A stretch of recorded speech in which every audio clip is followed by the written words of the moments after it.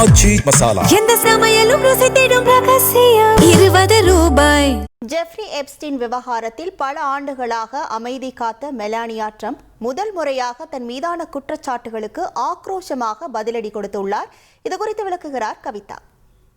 இத்தனை வருஷமா எவ்வளவோ சர்ச்சைகள்ல சிக்கினாலும் அமைதியா இருந்த மெலானியா ட்ரம்ப் இப்போ திடீர்னு ஒரு விஷயத்தை பத்தி ஆக்ரோஷமா பேசியிருக்காங்க. அதுவும் உலகையே அதிர வைத்த அந்த ஜெஃப்ரி எப்ஸ்டீன் விவகாரத்துல அவங்க பேரை இழுத்ததும் மெலானியா செம்ம கடுப்பா இருக்காங்க. தற்போது இந்த விவகாரத்தில் தனது மௌனத்தை உடைத்திருப்பது சர்வதேச அரசியல்ல பெரும் பரபரப்பை ஏற்படுத்தி இருக்கு.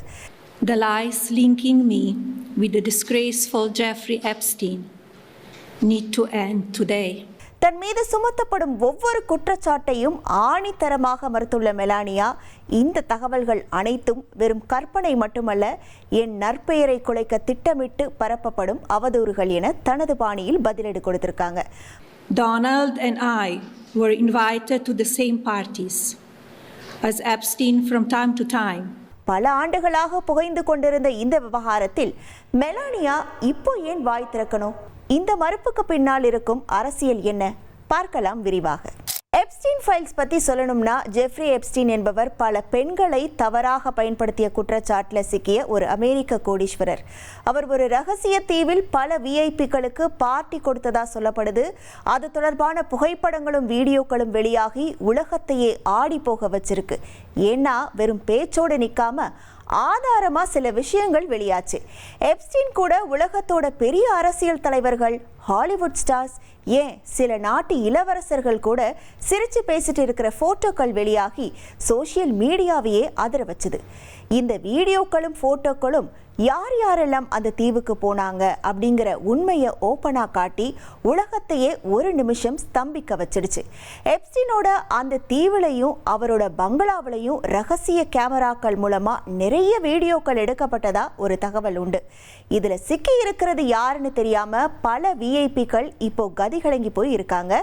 மெலானியா ட்ரம்ப் பேரு எப்படி திடீர்னு இந்த விவகாரத்துல அடிபட்டுச்சுங்கிறதுக்கு முக்கியமான காரணங்கள் இருக்கு. கிஸ்லைன் மேக்ஸ்வெல் இமெயில். எப்ஸ்டீனோட பார்ட்னர் தான் இந்த கிஸ்லைன் மேக்ஸ்வெல்.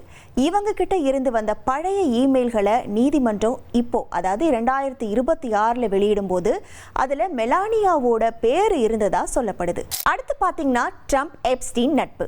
டொனால்ட் ட்ரம்ப் ஒரு காலத்துல எப்ஸ்டீன் கூட நல்ல பழக்கத்துல இருந்தாரு. நாங்க 2 பேரும் பார்ட்டிகளில் ஒன்னா இருந்திருக்கோன்னு அவரே முன்னாடி ஒத்துக்கிட்டாரு. இதனால அப்போ மெலானியாவுக்கும் அவரை தெரிஞ்சிருக்குமோ அப்படின்னு மக்கள் பேச ஆரம்பிச்சிட்டாங்க. மெலானியா ட்ரம்ப் இந்த விவகாரத்தில் தனது மௌனத்தை கலைத்து மிக தெளிவான மற்றும் காட்டமான விளக்கத்தை கொடுத்திருக்காங்க. The first time I crossed paths with Epstein was in the year 2000 at an event Donald and I attended together. At the time, I had never met Epstein and had no knowledge of his criminal undertakings.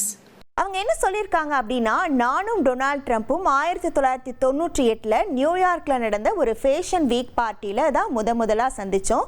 அப்போ Epstein அங்கே இல்லை. நான் எப்ஸ்டீனை முதல்ல பார்த்ததே 2000ஆம் ஆண்டில் தான். அப்படி இருக்கும்போது அவர் தான் எங்களை சேர்த்து வச்சார் அப்படின்னு சொல்கிறது அப்பட்டமான பொய் அப்படின்னு சொல்லியிருக்காங்க. நான் மேக்ஸ்வெலுக்கு இமெயில் அனுப்பியது உண்மைதான். ஆனால் அது ஒரு சாதாரண நட்பு ரீதியிலான பதில் மட்டுமே. லவ் மெலானியா அப்படின்னு முடிப்பது என்னோட வழக்கம். அதை வச்சுட்டு நாங்கள் ஏதோ ரகசிய திட்டம் தீட்டினோம் அப்படின்றது கற்பனை செய்வது முட்டாள்தனம் அப்படின்னு சொல்லியிருக்காங்க. அரசியல் மற்றும் சமூக வட்டாரத்தில் இருப்பவர்கள் ஒருவருக்கொருவர் பேசிக்கொள்வது இயல்பு அப்படின்னு சொல்லியிருக்காங்க. அதே மாதிரி ஊடகங்கள் பல கதைகளை உருவாக்குகின்றன. ஆனால் நான் ஒருபோதும் அந்த தீவுக்கு சென்றதில்லை. அதே போல எப்ஸ்டீனின் தனிப்பட்ட விமானத்தில் நான் பயணம் செய்ததாக சொல்லப்படுவது முற்றிலும் தவறானது. அதற்கான எந்த ஆதாரமும் யாரிடமும் இல்லை. ஏன்னா அப்படி ஒரு விஷயம் நடக்கவே இல்லை. நான் அமைதியாக இருப்பதை பார்த்து நான் ஏதோ குற்றவாளி அப்படின்னு நினைச்சிடாதீங்க. எனது கண்ணியத்தன்மையும் நற்பெயரையும் கெடுக்கும் எந்த செயலையும் நான் அனுமதிக்க மாட்டேன். இந்த அவதூறுகள் அனைத்தும் அரசியல் உள்நோக்கம் கொண்டவை அப்படின்னு விளக்கம் கொடுத்திருக்காங்க. அமெரிக்க தேர்தல் நேரத்தில் இந்த விளக்கம் வந்திருப்பதால இது ட்ரம்ப் குடும்பத்திற்கு ஆதரவான அனுதாபத்தை உருவாக்குமா அல்லது புதிய சிக்கலை தருமா என்ற விவாதம் சூடுபிடிச்சிருக்கு. மெலானியா குறிப்பிட்ட அந்த இமெயில்கள் குறித்து FBI மீண்டும் தீவிரமாக ஆராய தொடங்கியிருக்காங்க. இது மற்ற விஐபிகளுக்கும் ஒருவித பயத்தை ஏற்படுத்தி இருக்கு. உலக நாடுகளின் ஊடகங்கள் அனைத்தும் மீண்டும் எப்ஸ்டீன் ஃபைல்ஸ் பக்கத்தை திருப்பியுள்ளன. இதனால் பல பழைய ரகசியங்கள் ஒவ்வொன்றாக வெளியே வர தொடங்கியிருக்கு. மெலானியாவின் மௌனம் கலைந்தது ஒரு பெரிய அரசியல் புயலையே கிளப்பியிருக்கு அப்படின்னே சொல்லலாம். எந்த சமையலும் ருசி தேடும் ரகசியம் 20 ரூபாய்.